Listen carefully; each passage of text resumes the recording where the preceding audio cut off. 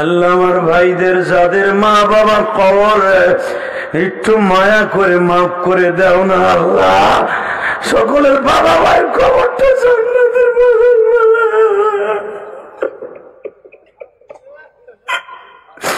আমার নবী তাবেদার কবরের পাশে দাঁড়াইয়া বদরে যাইবার সময় মা কবরের মাটিটা বুকের মধ্যে নিয়ে বলছিল, মা গো মা, আমি তোমার মোহাম্মদ মদিনায় আসছি গো মা।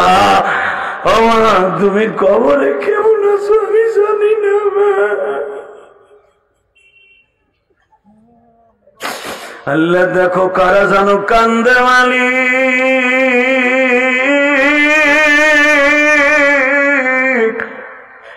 মর্মত দরদি যুবক, মর্মত দরদি যুবক এই জমিনে নাই। মা বলিয়া ডাক দিলে গো আল্লাহ খুশি হবে। বাজান তুমি এই সভাপতির জিজ্ঞেস করে দেখো, এই আল্লাহর বান্দা যখন মেট্রিক পরীক্ষা দিবে তার মা তার পড়ার টেবিলের পাশে বসেছিল। তোমাদের মেয়ে সাহেব যখন মেট্রিক পরীক্ষা দিবে, আইএ অনার্স পাস করবে বাবা, মা চাকরানির মতো ডিউটি করছে। আর সেই মা যাদের আজকে কবরে, মালিক তুমি আমার মায়ের ডিউটি দিয়া রাখো মালিক।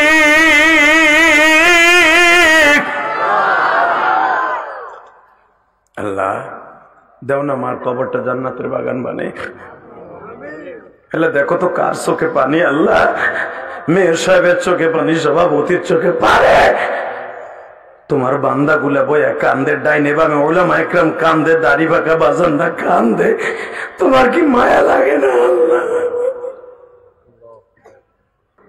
এই দুই ঘরের মাঝখানে কয়েকটা ছিদ্র দেখতেছি, এই ছিদ্র গুলা কিসের গো নবী? এই কথাটা বলতে দেরি আছে, আমার নবীর ঠোঁট বেয়ে বেয়ে বাবা পানি পড়তেছে। মুসার এই যে পিঠের মধ্যে বলতেছে এইগুলা কিসের দাগ? আমি আল্লাহর বাড়িতে বেড়াইতে আসার 1 মাস আগে আমি তায়েফের জমিনে গেছিলাম রে মুসা। তায়েফের একটা ছেলে প্রথম আমারে ঘুষি দিয়ে ঠোঁটটা ফাটায় দিছে। আমার পাবনা সুজানগরের বাজান্দা, রজবের সাথে আমার আল্লাহকে দেখায়া দাও গো।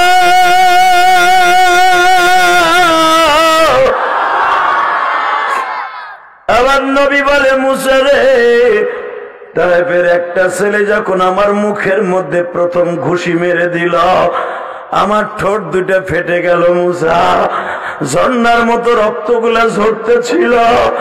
এরপর আর একটা কবিনা এসে আমার মাথার উপরে এমন জোরে পাথর দিয়ে বাড়ি মারলো মুসা, আমি সপ্তা অন্ধের মতো হয়ে গেল। আমি জমিনে বসে বললাম, জমিনে বসার সঙ্গে সঙ্গে বৃষ্টির মতো আমার পরে পাথর পতিত হচ্ছে। এত ধারালো পাথরের মুসা, আমার পিঠের মধ্যে ওই পাথরের আঘাত গো বুঝা। পাথরের আঘাতে আঘাতে আমার সমস্ত শরীরটা রক্তে রঞ্জিত হয়ে গেল। আমার পাবনা সুজানগরের ভাইরা, আমার নবীর কষ্টের কথা শুনে যাদের চোখে পানি আসবে, ওই মানুষটা মৃত্যুর সময় আমার নবীকে তার বালিশের পাশে দেখতে পাবে।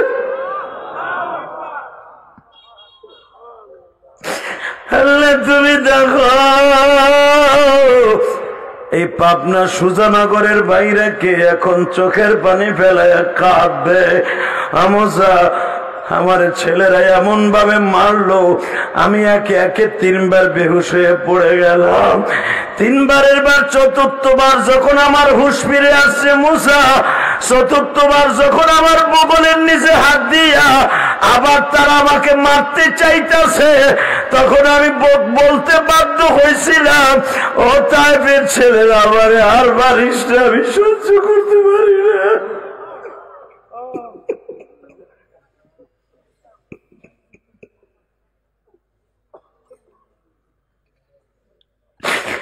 আল্লাহ দেখো আমার ভাইরা কান্দে,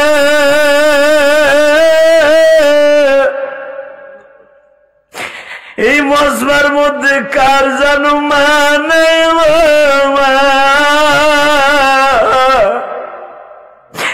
এই যে ডাইন পাশে, আমার ডাইন পাশে কবরস্থান মালিক, এই কবরে কার জানো মা ঘুমিয়ে যায়।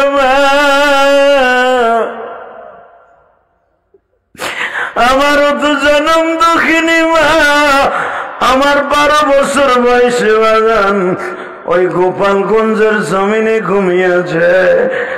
আমার মা আমারে বলছিল, ইলিয়াস রে বাবা তুমি আলে বাবা, আমি মা দেখা যাইতে পারবো না।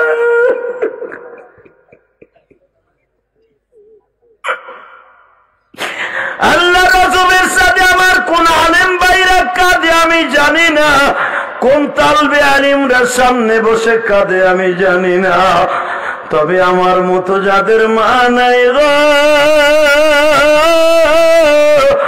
মেয়র সাহেবের মা বাবা আছে কিনা জানি না, সভাপতি সাহেবের মা বাবা হইতে কবরে ঘুমিয়েছে মানে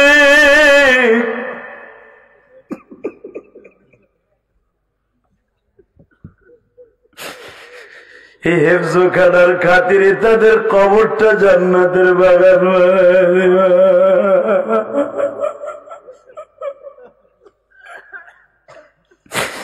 আল্লাহ দেখো সুধানগরের দিকে তাকায় দেখো, আজকে 28শে জানুয়ারি তোমার বান্দাগুলি কান্দে মানে এই পাবনা সুজানগরের দিকে কবরস্থান মাদ্রাসার দিকে তাকাও। আমি যখন এই মাদ্রাসায় আসতেছিলাম কবরস্থানের পাশ দিয়া বাবা, কত শত শত মানুষ এই কবরে ঘুমিয়ে আছে, কেউ একটা আওয়াজ করে বলল না আমার কবরের অবস্থা কি।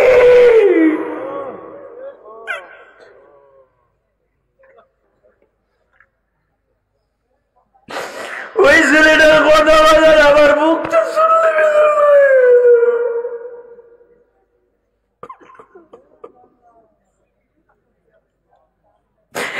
আমি বললাম, বাজান রে তোমার মা মারা গেছে কয় বছর? বলে হুজুর 1.5 বছর হয়ে গেল আমার মা মারা গেছে। হুজুর আমি আমার খালার বাড়িতে বসে লেখাপড়া করি, আমার আব্বা আবার বিবাহ করছে। হুজুর আমি বাড়িতে যাইতে পারি না, আমার সৎ মা আমারে ভালো জানে না। হুজুর আমার সৎ মা আমারে খাওয়ান দেয় না, সৎ মা আমারে দেখতে পারে না। হুজুর আমি আজকে কান্দি, আমার পাগড়ি আপনি মাথায় পেঁচায় দিবেন, আমার পাগড়ি কে দেখবে গো হুজুর? আমার মা নাই। আমি ছেলেটারে বুকের মধ্যে নিয়ে কপালে একটা চুমা দিলাম আর বললাম, বাবা তোমার পাগড়ি কেউ না দেখলো তোমার মা কবরে বইয়া দেখবো। আমার পাবনা সুজানগরের ভাইজা, যেই ছেলেগুলার মাথায় আমি পাগড়ি পেঁচিয়ে দিলাম, জানি না এদের মধ্যে একটা ছেলে এতিম আছে কিনা বাবা। যখন আমি এই ছেলেটার মাথায় পাগড়ি পেঁচাইতেছিলাম নেত্রকোনা, ওই ছেলেটা কাঁদতে কাঁদতে কাঁদতে কাঁদতে বাবা আর কথা বলতে পারে না। আমি ছেলেটার স্টেজের মধ্যে বুকের মধ্যে নিয়ে বাবা আদর করলাম আর বললাম, তোমরা চাইয়ে দেখো মাহারা হাফেজটা কেমনে কাঁদে। ওই যে দেখো তোমাদের পাশে বসে ছোট্ট একটা বাচ্চা কান্দা, ও বাজান ছোট্ট বাচ্চারা কেন মাহফিলে বেশি কান্নাকাটি করে জানোনি? এই ছোট বাচ্চাগুলার বাবা কোনো গুনাহ নাই, নিষ্পাপ ছেলেগুলো এই জন্য বেশি বেশি কাঁদে। এদের চোখের পানির খাতিরে আল্লাহ পুরা বসমাকে কবুল করে দেয়। ওই যে আমি দেখতেছি ছোট্ট একটা বাচ্চা এই যে আমার সামনে বসে কান্দে, এই বাচ্চাটা মারা গেলে বাবা কোনোদিন জাহান্নামে যাবে না।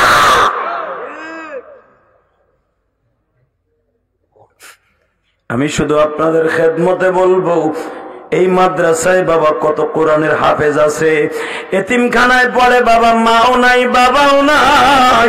অনেকের মা আছে বাবা নাই, অনেকের বাবা আছে মা নাই।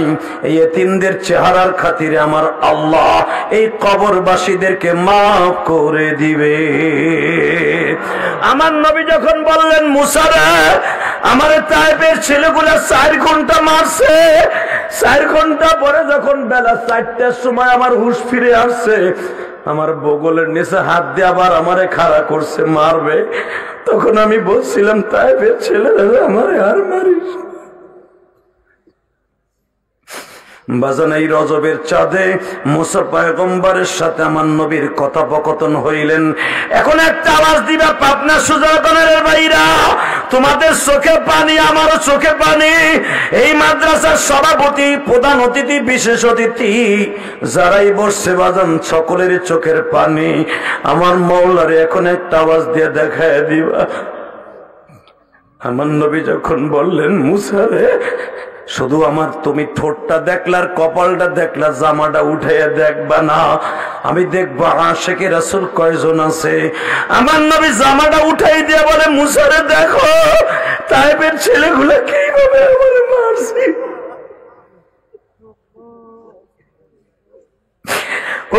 আমার নবীর পিঠের দৃশ্য দেখে মুসা পয়গম্বর, এই মাসে 27শে রজব বাবা আসতেছে, শুধু এই মাসের ওয়াজ এই মাসে বলে দিয়ে গেলাম, সুবহানাল্লাযী আসরা বিআবদিহি লাইলাম মিনাল মাসজিদিল হারাম ইলাল মাসজিদিল আকসাল্লাযী বারাকনা হাওলাহু লিনুরিয়াহু মিন আয়াতিনা। বাজান, আমার নবীর কথা শুনে যাদের চোখ দিয়ে এক ফোঁটা মাছির মাথার মতো পানি পড়ছে, ওই মানুষটা কোনদিন জাহান্নামের আগুনে জ্বলবে না।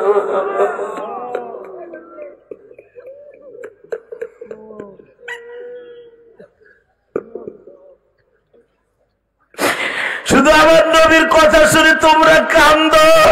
মুসা পয়গম্বর যখন আমার নবীর পিঠের দৃশ্য দেখছে, মুসা আলাইহিস সালাম 3 কর্তব্য বেমুর হয়ে গেলেন। নবীজি, এইভাবে কি মানুষকে মানুষ মারে? ও মুসা, কিয়ামতের মাঠে তুমি একটা সাক্ষী দিও রে মুসা। কিয়ামতের মাঠ যেদিন শুরু হয়ে যাবে, আমার পাবনা সুজানগরের উম্মাদ গুলা ইলিয়াসুর রহমান জিহাদির মুখে শুনিয়া তারা ওয়াজের মাঠে বইয়া কাঁদবো, কিন্তু আমার উম্মাদ গুলো আমার পিঠের দৃশ্য দেখে নাই, আমার তায়েফের ছেলেরা মারছিল, ওরা সচক্ষে দেখে নাই, শুধু না দেখেই কাঁদছে।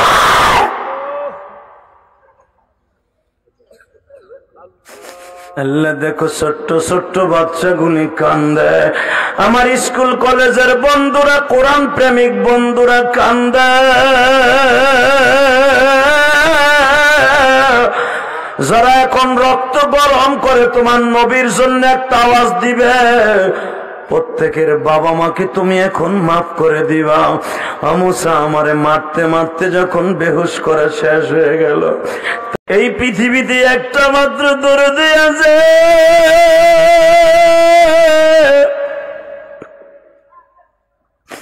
বিনা পয়সায় তোমারে আমারে বাবা নিজে ভিজা জায়গায় ঘুমায়া তোমার আমার শুকনা জায়গায় ঘুম পড়াইতে, ওই ব্যক্তি আর কেউ নয়, 2 অক্ষরের নাম হলো মা। বাজান, মা মায়ের সাথে শুধু আর একটা আকার আছে, এই জন্য মা হয়ে গেল গো বাবা। এ পাবনা সুজানগরের জয় রে,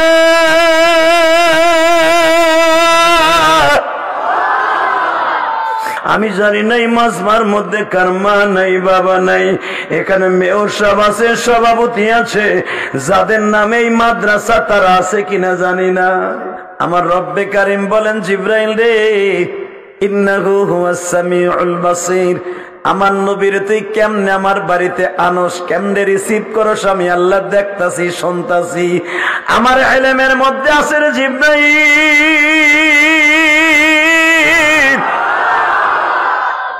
আমি আল্লাহ সব দেখতাছি শুনতাছি, তুই আমার বন্ধুরে নিয়ে আসবি।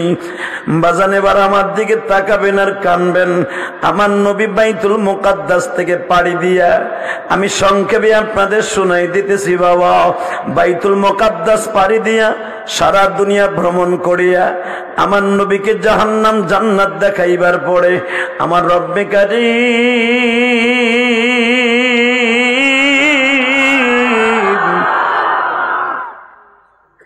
আসমানের দিকে ঊর্ধ্বগমন শুরু করলেন। মেরাজ শব্দের অর্থ সিঁড়ি লাগানো, ইসরা মানে ভ্রমণ করা বাবা। আমার নবীকে সারা দুনিয়া ইসরা করাইয়া, টুরিস্ট করাইয়া, ঘুরাইয়া মেরাজ শুরু করে দিলেন। আমার আল্লাহ সিঁড়ি লাগাই দিলেন। সিঁড়ি যখন লাগাইছে বাবা, প্রথম আসমানে আদম আলাইহিস সালামের সাথে দেখা হইল, দ্বিতীয় আসমানে ইয়াহিয়া ঈসা আলাইহিস সালামের সাথে দেখা হইল, তৃতীয় আসমানে মূসা আলাইহিস সালাতু ওয়াস সালামের সাথে দেখা হইল। ও বাজান রে,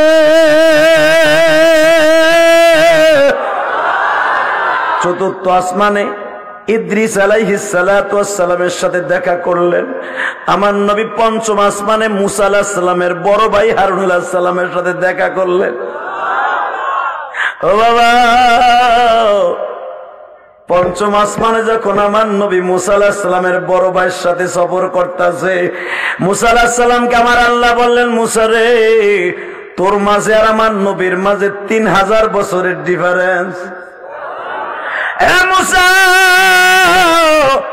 তোর পাহাড়ে বসে 3000 বছর আগে তুই আমার কাছে বলছি, আল্লাহ যদি উম্মতে মুহাম্মাদি বানাইতা, যদি একবার নবীরে দেখাইতা গো মালিক, মনের কষ্ট দূর করিতাম, মনের কষ্ট দূর করিতাম তোমার নবীকে দেখিয়া, যার লাগিয়া তামাম জাহান তুমি বানাইলা, যার লাগিয়া তামাম জাহান তুমি বানাইলা। নবী আমার জানের জান গো, নবী আমার প্রাণ, নবী আমার জানের জান গো, নবী আমার প্রাণ। যারে দেখলে জোড়াই যাবে মনের যত প্রাণ। বাজান দেবার আমার দিকে তাকাবার কানবা। আমি জানি নাই মাহফিলে কার জানো মা নাই, বাবা নাই গো বাজান। এই পৃথিবীতে একটা মাত্র দরদি আছে,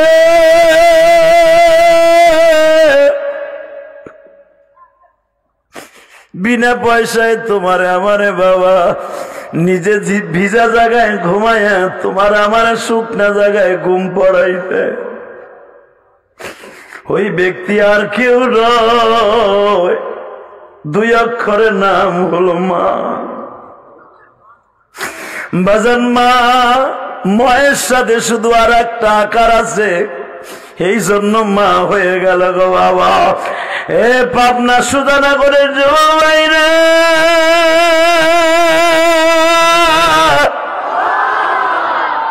আমি জানি নাই মাজমার মধ্যে কার মা নাই, বাবা নাই।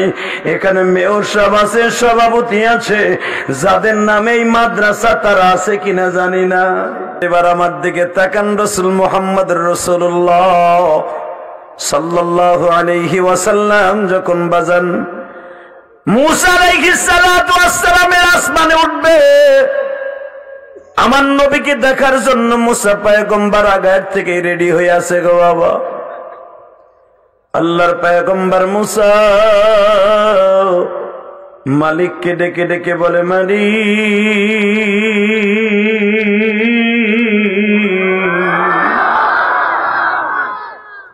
3000 বছর পর্যন্ত অপেক্ষায় রয়েছি তোমার নবীর একবার দেখব। আজকে যখন তোমার নবীর সাথে আবার দেখা হবে, আমি কি করবো গো মালিক?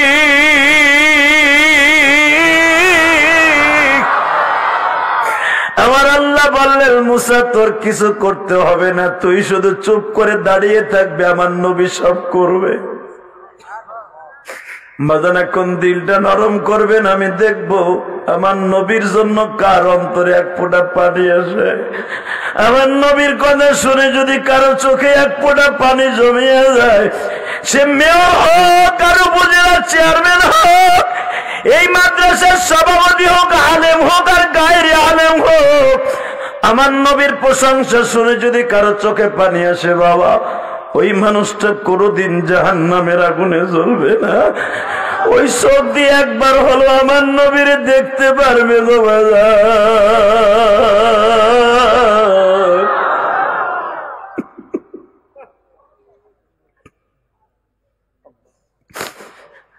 আল্লাহ রজবের সাথে তুমি দেখো কার চোখে পানি। তোমার কাছে ইন্না ইদ্দাতাশ শুহুরি ইনদাল্লাহি 12 শাহরান ফি কিতাবিল্লাহ ইয়াওমা খালাকাস সামাওয়াতি ওয়াল আরদি আরবাআতুন হুরুম। আল্লাহ তুমি বলছো আমি আল্লাহর কাছে 12টা মাস এক বছর নির্ধারণ করছি, 4টা মাস আমি আল্লাহ খাস করছি। তার ভিতরে একটা মাসের নাম হলো রজব মাস, প্রথম মাস হলো মুহররমের মাস, দ্বিতীয় মাস হলো জিলকদার জিলহজ, চতুর্থ নাম্বার মাস হলো রজব মাস। আল্লাহ রজবের চাঁদে যারা তোমার বিশ্ব নবীর কথা মনে করিয়া চোখের পানি ফেলাইয়া তোমার একটা ডাক দিবে গো আল্লাহ, এদের সবাইকে নিষ্পাপ করে বাসায় পৌঁছে দিবা। মুসা পয়গম্বর আমার আল্লাহকে বলে, মালিক রে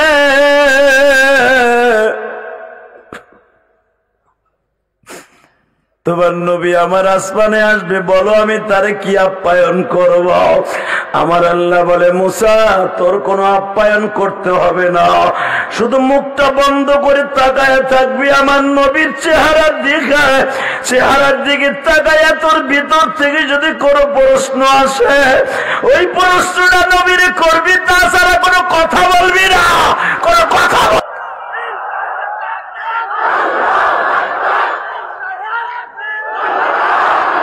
হয়েছে। থামো, হয়েছে, বাস আলহামদুলিল্লাহ বলেন। জানি আপনাদের অনেক দাম। বাবারে তারের খাম্বার মতো এক বেটা খারাইয়া দেন, একসাথে বলেন। কষ্ট হইতেছে?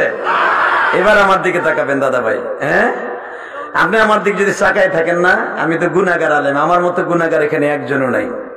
সবাই আপনারা দামি মানুষ, আমি গুনাহগার।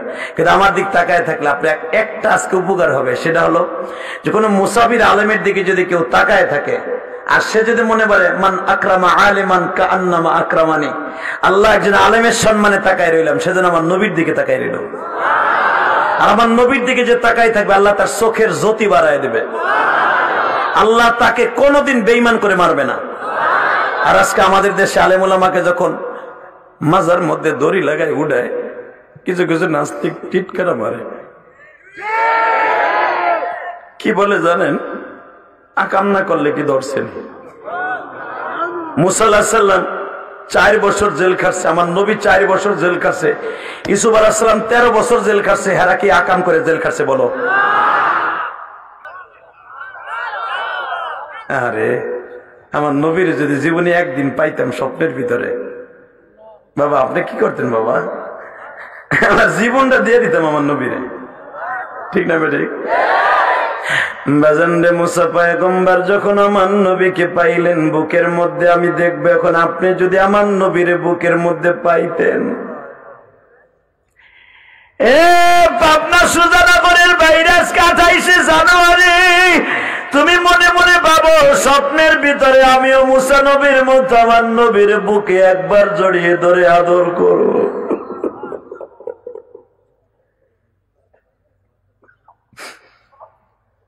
আল্লাহর পয়গম্বর মুসা আবার নবীর বুকের মধ্যে জড়িয়ে ধরলেন।